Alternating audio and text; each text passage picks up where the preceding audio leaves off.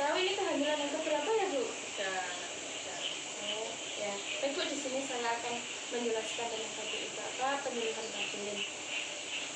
Ibu tujuannya yaitu agar Ibu mengetahui KB itu apa dan macam-macam KB serta jenis-jenis KB yang cocok buat Ibu.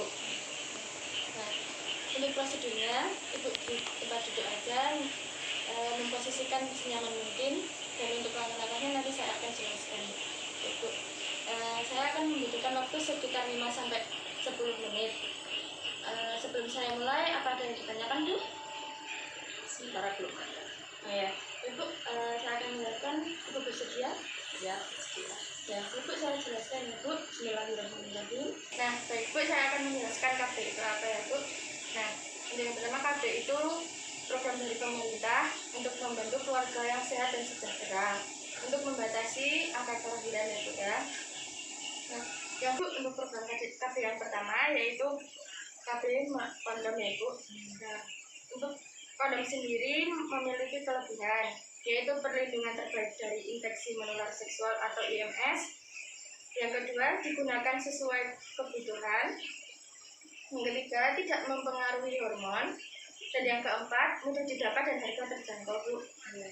Nah, untuk KB sendiri memiliki kekurangan, yaitu bisa robek atau lepas, bahkan bisa mengakibatkan kebocoran. Yang kedua yaitu kondom bisa mengakibatkan alergi kepada ibu dan pasangan ibu.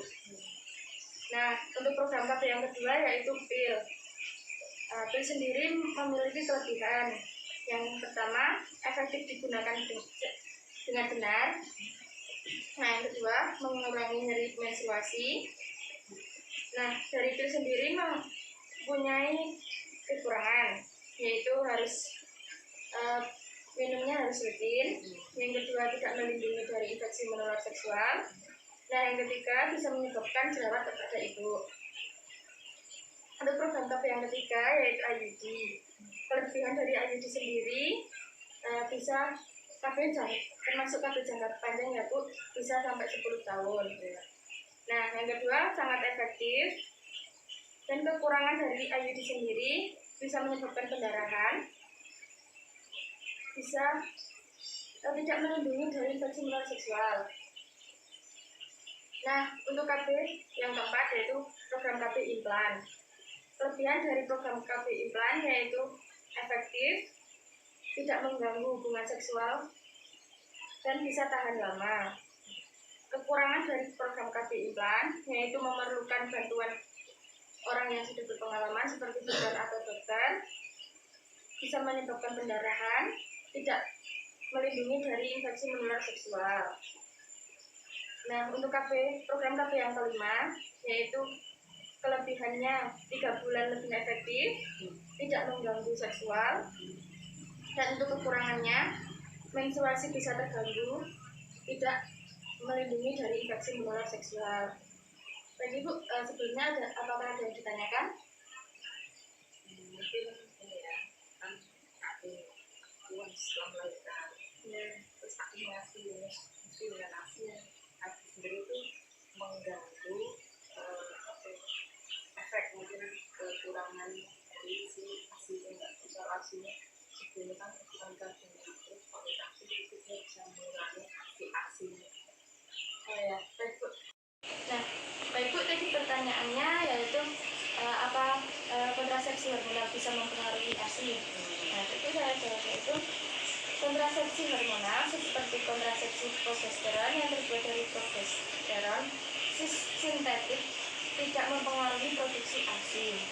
Nah, apabila ibu ingin menggunakan kontrasepsi hormonal di saat menyusui, sebaiknya ini Bu konsultasi dulu kepada bidan atau dokter spesialis kandungan. Itu Bu untuk jawabannya.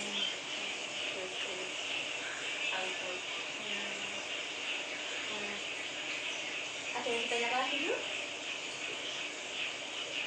Oh itu tadi alat kontrasepsi Ya. itu bisa alergi. Aku baru tahu alerginya maksudnya yang mulai diketahui kan jadi pada bisa terus nggak bermasalah. alergi maksudnya yang dimaksudkan di bagian apa atau menurut enggaknya. Nah, baik untuk ini kontrasepsi kondom sendiri bisa menyebabkan alergi.